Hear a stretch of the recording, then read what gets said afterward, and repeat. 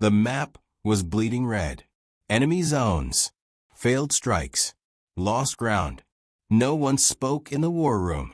They'd seen too much go wrong in too little time. 5 missions.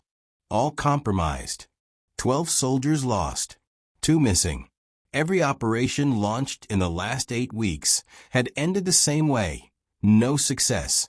No signs of enemy weakness. Just silence, then loss. Satellite feeds played on repeat. Heat signatures. Supply convoys. Patrols. All normal. Too normal. Colonel Braxton stood motionless at the edge of the table, hands clasped behind his back. His face was hard, unreadable. The only sound in the room came from the hum of servers and the slow drip of coffee into a forgotten cup. "We're missing something," he muttered, not to anyone in particular. No one answered. They'd been through this before. Every theory had led nowhere. Then the door opened. She stepped in without ceremony. Captain Sarah Keene, Intelligence Division, recently transferred. Few in the room even knew her name. No one expected much from someone who hadn't seen combat firsthand. She said nothing at first. Her boots clicked softly on the tile as she walked toward the map. Her eyes scanned the screen with quiet focus. She didn't look nervous. She looked like someone already searching for something. Colonel Braxton turned toward her. "Captain, anything useful from Intel?" Sarah's voice was calm. "I'd like to look at your last 3 recon logs. Grid sectors Echo 5 to Echo 9. Thermal layer only." An analyst raised an eyebrow. "That's a cold corridor. Dead zone. No activity." Sarah didn't look at him. Even dead zones can hide patterns. The analyst hesitated, then pulled it up. A new set of visuals loaded on the main screen. Muted tones, thermal overlays, filtered scans. For a few seconds, nothing. Then Sarah pointed.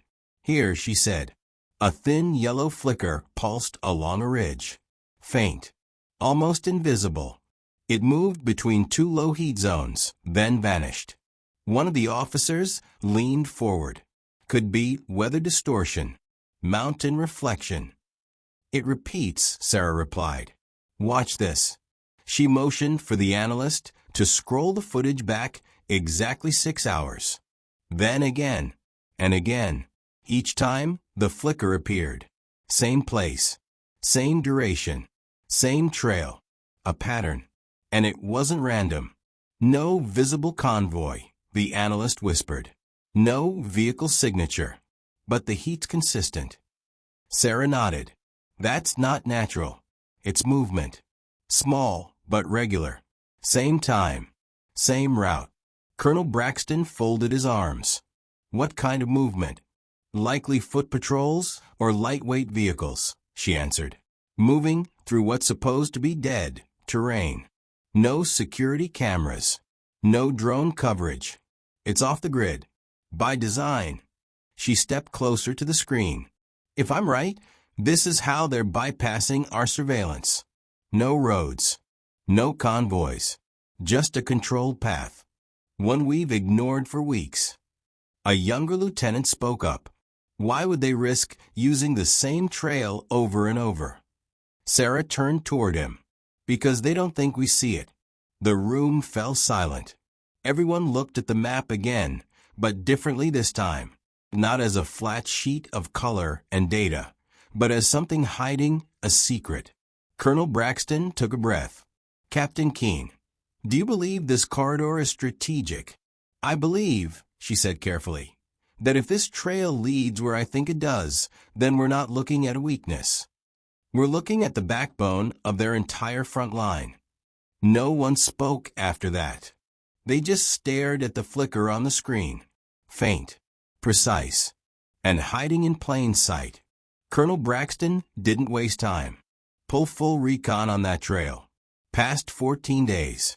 Every pass, every anomaly. The room came to life. Fingers tapped keyboards. Screens lit up. Operators zoomed in on terrain that hadn't mattered. Until now. Sarah stood off to the side, watching, listening. She didn't need to speak. She had already shifted the entire tone of the room. What they thought was a quiet corridor wasn't. Thermal traces appeared, faint lines forming a narrow path. Each spike aligned with the next. No variation, no errors. One of the techs leaned back in his chair.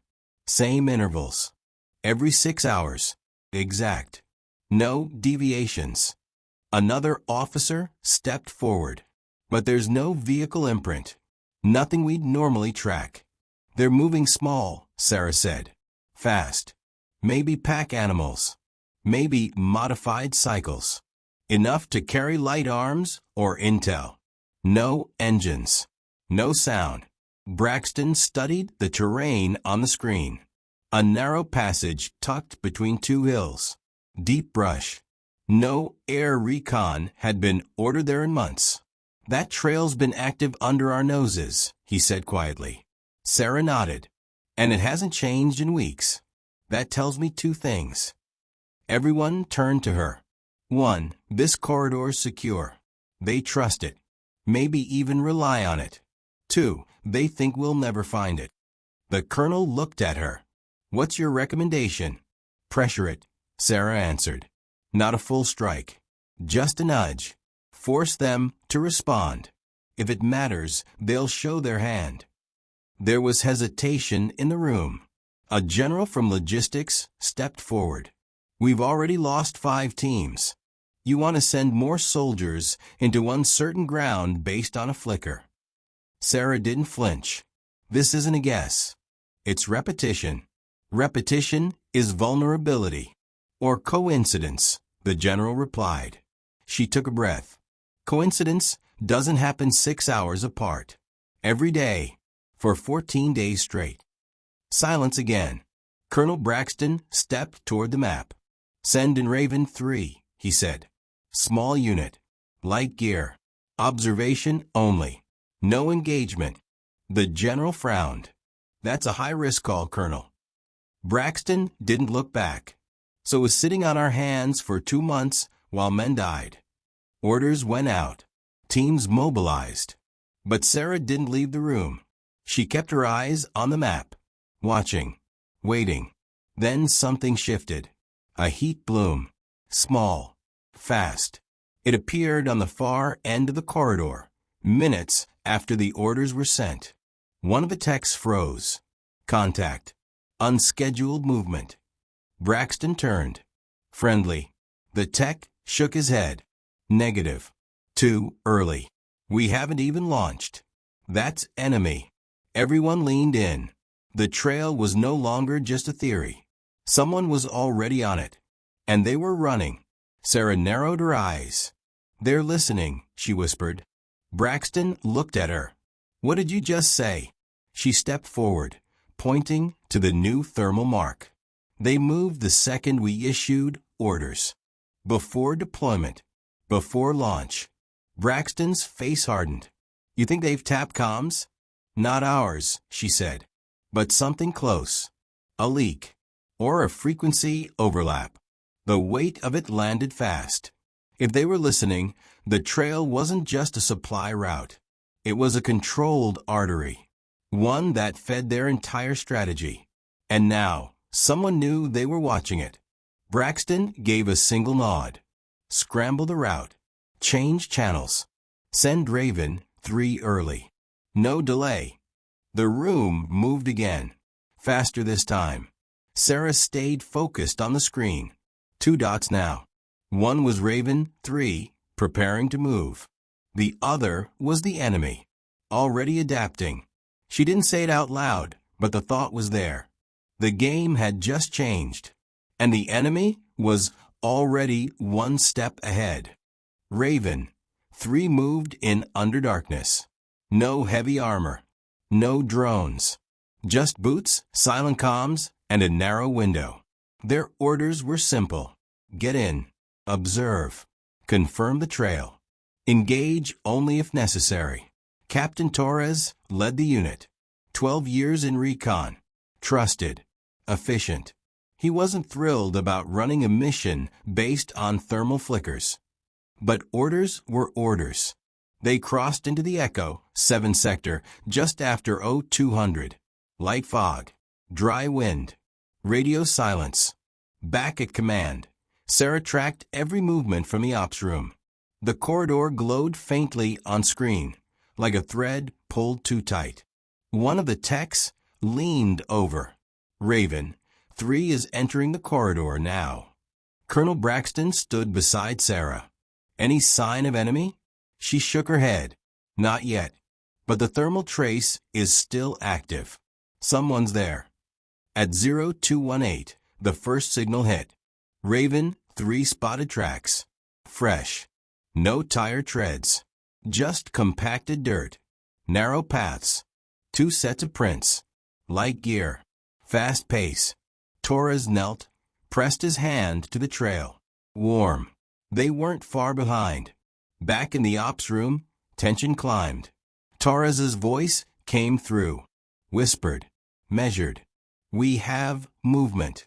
100 meters ahead. No visuals, just sound. Low. Braxton stepped closer. How many? Can't confirm. Could be 1. Could be 6. Sarah's eyes stayed locked on the screen. Don't follow too close, she said into comms. Let them lead. We're not here to spook them. We're here to learn. Torres acknowledged. They slowed their pace. 10 minutes passed. Then something unexpected happened. The prints disappeared. Gone. Like the trail had swallowed them. No side path. No diversion. Just nothing. Torres scanned the area with thermal goggles. Dead cold. Too cold. Commander, he said. They knew we were following. How? Braxton asked. They walked us into dead space. Intentionally. Sarah's heart sank. Pull back. Now. It's a trap. But it was already too late. At 0231, static hit the feed. Hard and sharp. Then black. All visuals from Raven 3 went dark. Braxton slammed his hand on the table. Talk to me. No response. Then, after a few seconds, one voice crackled through. Heavy breathing. Distant gunfire. We've been engaged. Repeat, we've been. The signal cut. Total silence. The room froze. Sarah turned to the tech. Is that jammer tech? He nodded slowly. Localized. Powerful. Close range. They were waiting for us, she whispered. Braxton's voice was low and cold. This wasn't a leak. It was bait. Sarah looked at the map again. At the thin corridor. What if we weren't the ones tracking them? The room turned toward her. What if, she continued, this whole corridor was built to be found? No one replied. It made sense, and that's what made it worse. The trail. The heat spikes. The patterns. All just enough to raise questions. Just enough to get attention. Sarah stared at the last point where Raven 3 made contact. A narrow bend near a rock wall. No satellite view beyond it. Blocked terrain. She marked it on the screen. That bend, she said. What's under it? The tech typed quickly. Nothing. No tunnels. No structure. Just blank topography. Too blank. Sarah took a step back. We're not tracking a supply route. Braxton looked at her. Then what are we tracking? She answered without hesitation. We're tracking bait. The room fell completely silent. No chatter. No typing. Just the weight of what had just unfolded. 12 hours ago, they thought they had found the enemy's weakness. Now it looked like the enemy had found theirs. By morning, Raven 3 was still silent. No comms. No visuals. Not even a distress ping. Colonel Braxton stood motionless in front of the central display, eyes fixed on the blinking red that marked their last position. They'd vanished near the bend Sarah had marked. An area deliberately shielded from satellite view. Too clean. Too convenient. Sarah hadn't left the war room since the ambush. She was reviewing the terrain overlays again. Heat signatures, surface shifts, elevation scans, looking for something that didn't belong. At 0603, one of the techs broke the silence. Got something. Secondary echo. Beneath the surface. Could be a structure. Braxton turned. Depth. 8 meters. Stone ceiling. Matches nothing in our archive. Sarah leaned in. Underground. The tech nodded. It's not natural. They all knew what that meant. It wasn't a trail. It was a trapdoor. Braxton exhaled slowly. How long to deploy another unit? Too long, Sarah said. If they're alive, they don't have that kind of time. Braxton looked at her. You think anyone survived? She didn't answer. Not yet. At 0610, a single signal cracked through the noise. A pulse. Weak. Scrambled. But it was something. The room jumped into motion. Triangulate it. Braxton barked. Now. The signal repeated 3 times, then stopped. Sarah stared at the waveform on the screen. Broken, but familiar. That's Torres, she said. He's alive. The tech confirmed. It came from beneath the bend. Now they had proof. And now they had a decision. Braxton looked at Sarah. You found it. What's your call? She didn't hesitate. We go in. He nodded once. Then you lead it. The room went quiet. No one expected that. Especially not Sarah. I'm not Field, she said. Braxton's voice was low and steady. You saw this when no one else did. You know how they think. That makes you the most qualified person we have. It wasn't a compliment. It was a fact. Sarah looked back at the screen. Then she nodded. All right. By 0700, the extraction team was prepped. 7 operators. Light loadout. Tactical scans. No drones. If the enemy had tunneled a kill zone, they couldn't afford to trigger alarms. Sarah geared up quietly. No speeches. No ceremony. Just the weight of the decision, sitting heavy in the air. At 0724, the team crossed into the bend. The morning light cast long shadows over the ridge. Every step felt slower than the last. Sarah led the group down the trail, to the exact point where the prints had disappeared. It was different in daylight. Quieter. Too quiet. Then she saw it. A faint break in the soil. Rectangular. Unnatural. She knelt and brushed it with her glove. Metal. Old. Worn. Hidden beneath a thin layer of dust and leaves. She looked up at the team. This is it. One of the soldiers placed a sensor on the surface. It blinked twice, then stayed green. Airflow detected. A cavity below. They were standing on top of something. Braxton's voice came through the comms. You have permission to breach. Sarah nodded. One of the operators rigged a silent charge. 10 seconds. Then the hatch lifted. Cool air rushed upward. The hole was dark, deeper than expected, and somewhere inside it was the last known location of Raven 3. Sarah gripped the ladder. Then she disappeared below the surface. No one knew what was waiting, but they all understood one thing now. This wasn't recon anymore. This was rescue, or recovery. Here is part 5 of your story. Exactly 600 words, realistic, suspenseful, and written for smooth pacing in Clipchamp. The format is clean and copy-paste ready, with no added instructions. The ladder creaked under Sarah's weight. The air below was cold, still, and stale. No wind. No sound. No light. She dropped the last meter and landed on solid ground. Stone, not dirt. The rest of the team followed, one by one, until all 7 stood in silence inside the tunnel. Flashlights clicked on. The walls were narrow. Carved. Not natural. Whoever built this had experience. Wires ran along the ceiling, old, corroded. But they hadn't been here long. Sarah motioned forward. Every step echoed softly. At 20 meters, they found the first sign of life.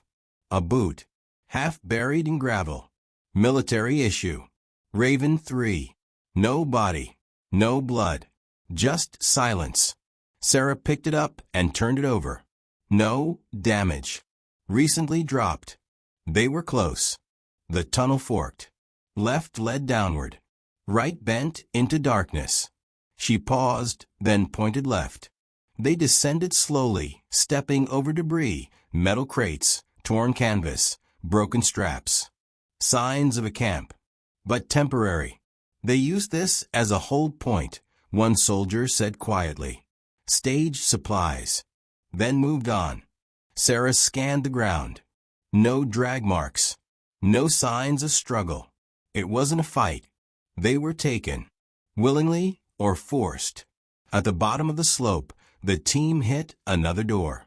Steel. Heavy. Unmarked. Sarah stepped forward, placed her ear against it. Nothing. She signaled the breach team. They set charges, small, precise. 5 seconds. The door swung inward. Flashlights swept the room. And then they stopped. 3 members of Raven. 3 were inside. Alive. Bound. Gagged. Blindfolded. Sarah rushed in. One of them stirred, Torres. His face bruised, but his eyes sharp. He mumbled behind the gag. Sarah cut him loose. He gasped, then whispered fast. Not alone. 2 guards. Patrol. They heard the charge. Footsteps echoed from deeper in the tunnel. No more time. The team split. 2 covered the hallway. The rest freed the captives. Gunfire cracked. Brief. Close. Then silence. 1 guard down. The other fled. Sarah looked at Torres. Where are the rest? Torres motioned to the back wall. Hidden behind a curtain, another door. This one wasn't steel. It was wood. Old. Dry. Sarah pushed it open. Behind it, darkness again. But this time, the tunnel changed. No more wiring. No more crates. Stone walls turned to clay. It was older, rougher, less tactical, more primitive, like it had been expanded from something ancient. Torres grabbed her arm. They knew we'd come. This was planned. Sarah stared ahead into the black. Then we need to know why. The team moved forward with the freed soldiers. Slow, silent. 20 more meters. Then they reached it. A chamber. Circular. Lit by a single generator-powered lamp, buzzing faintly in the corner. Maps covered the far wall, hand-drawn. Arrows. Coordinates. Timelines. Sarah stepped closer. These are our convoys, she said. Torres nodded. They've been watching us for months. She pointed to the marks. Red lines. Movements they'd never published. How did they get this? Torres looked at her grimly. There's a leak. Sarah didn't say anything. She didn't need to. It was clear now. The corridor wasn't just a bait trap. It was a listening post, built to draw attention, built to monitor reactions. And someone inside their own command had been feeding the enemy everything they needed. Sarah turned to the team. We extract. All of us. They didn't argue. There were more questions now than answers. But at least they weren't guesses anymore. And behind every answer, they knew someone was watching. The team moved fast. Time wasn't their ally. Sarah kept her eyes sharp, the weight of betrayal heavy on her shoulders. Every step echoed in the narrow tunnel, a grim reminder that the enemy had already won a battle they didn't even know was being fought. Back in the command room, Colonel Braxton paced, waiting for updates. The tension was suffocating. Every second without news felt like an eternity. Suddenly, the comms crackled. Sarah's voice came through, calm but urgent. We've secured the prisoners and gathered intel. There's a leak in the command. Enemy's been watching us for months. Braxton's jaw tightened. Who? We don't know yet. But this corridor was no mistake. It was bait, a trap, and a listening post all in one. Sarah led the team back, retracing their steps carefully. The freed soldiers walked beside them, still weak, but alive. The knowledge that their own people might have betrayed them hung over the group like a dark cloud. As they neared the surface, the distant sound of movement grew louder. Sarah raised a hand. Halt. The team crouched in the shadows. Footsteps. Voices. Low, rough, organized. Enemy patrol. No escape this time. Torres whispered, "They're cutting off our exit." Sarah scanned the corridor, looking for a way out. The walls were unyielding rock, the path narrow. They were trapped. Suddenly, a faint vibration hummed beneath their feet. Sarah's mind raced. She remembered the earlier scans, underground tunnels. Could there be a secondary passage? Everyone, stay close. Follow me. She pressed against the wall and felt a loose stone. Behind it, a small hatch.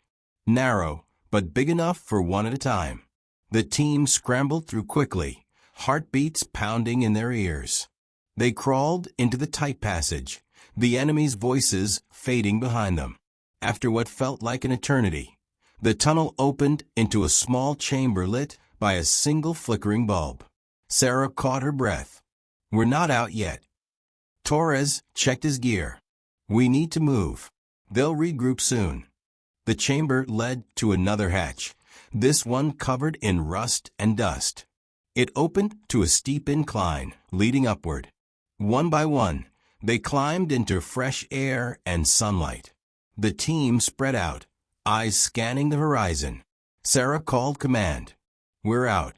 Need immediate extraction at Grid Echo 7. Enemy patrols blocking primary exit. Braxton's voice was steady. Extraction en route. Hold position. As they waited, Sarah pulled out the enemy maps they'd recovered. She traced the red lines with her finger, heart sinking deeper. They've been inside our heads all along, she said softly. Every move predicted. Every convoy compromised. Torres nodded. We need to find the leak before they finish us off. Suddenly, a radio burst. Static, then a whisper. Sarah grabbed the receiver. Speak. The voice was low, urgent. Meet me at checkpoint Delta 9. Midnight. Alone. The line went dead. Sarah exchanged looks with Torres.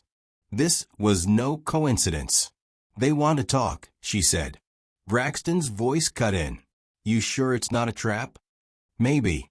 But it might be our only chance to stop this. The team prepared for a midnight rendezvous, knowing well that trust was now their most precious weapon and their most dangerous vulnerability. As the sun set, shadows stretched long over the battlefield. In the war between unseen enemies, one thing was clear. The fight was far from over. The clock ticked relentlessly toward midnight. Sarah sat alone in a dimly lit safe house, the enemy maps spread across the table like pieces of a deadly puzzle. Her mind raced. This meeting could be a trap or the breakthrough they desperately needed. She had no choice.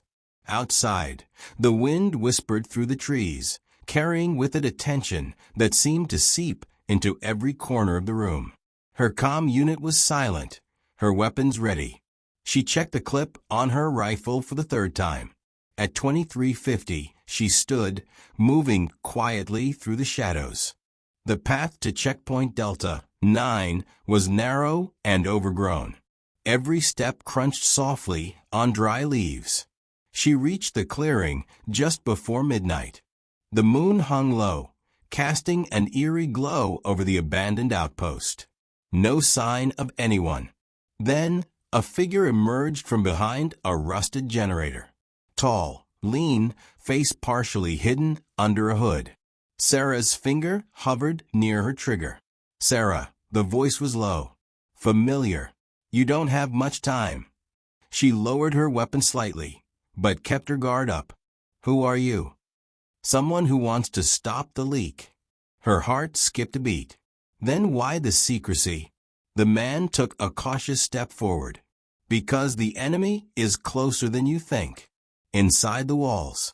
Sarah's eyes narrowed. Tell me everything. He glanced around before pulling out a small data drive. This is proof. Communications, encrypted messages. Names. Locations. She took it, feeling the weight of betrayal sink deeper. Who? High-ranking officers. Some in your own command. Feeding intel to the enemy for months. Sarah's mind flashed back to the maps, the bait corridor, the ambush on Raven 3. It all fit now. Why are you helping me? Because I was part of it. I walked the line. But when they killed my team to cover their tracks, I couldn't stay silent. A sudden noise snapped them both to attention. Footsteps approaching fast. Go, he hissed. Before they find us. Sarah didn't hesitate. She sprinted into the trees, weaving through the underbrush, heart pounding. Bullets whizzed past her ears. She ducked behind a fallen log, catching her breath. The data drive felt heavier in her pocket. This was the key. The truth. Back at the command center, Braxton listened intently as Sarah relayed the details over a secure line. This changes everything. We need to act fast, she said. If we don't root out the traitors, more lives will be lost.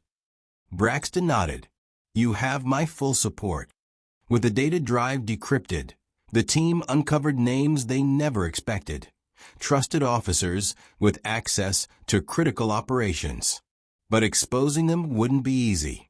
They had allies everywhere, people willing to silence anyone who threatened the network.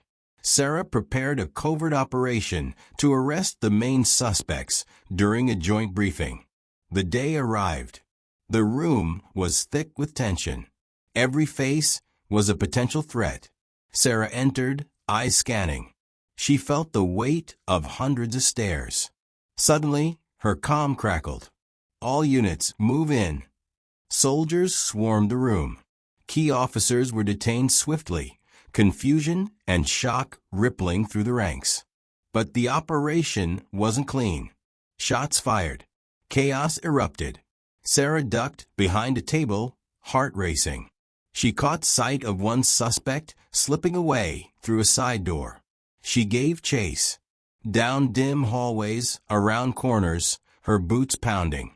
The suspect was fast, but Sarah was faster. Cornered in a dead end, the man raised his hands. You don't understand what you're doing. I understand perfectly, she said. You betrayed your country. He smiled bitterly. I was trying to save it from people like you. Sarah's grip tightened on her rifle. Save it? By selling secrets? By getting our people killed? His eyes darkened. Sometimes sacrifices are necessary. Before she could respond, alarms blared. Reinforcements were coming. Sarah cuffed him and radioed for extraction. As they waited, she looked around at the chaos her discovery had unleashed. The betrayal ran deep. But so did their resolve. The enemy had thought they had no weakness. But Sarah had found it. And now it was their turn to strike back.